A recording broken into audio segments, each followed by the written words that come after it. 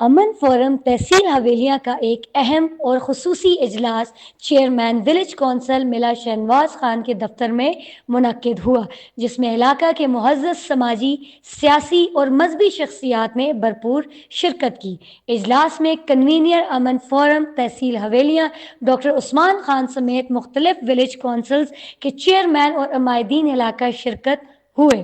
اجلاس کے دوران تمام شرکاء نے امن فورم کے اغراض و مقاصد کی مکمل تائید کرتے ہوئے معاشرے کو درپیش مختلف مسائل پر تفصیلی تبادلہ خیال کیا۔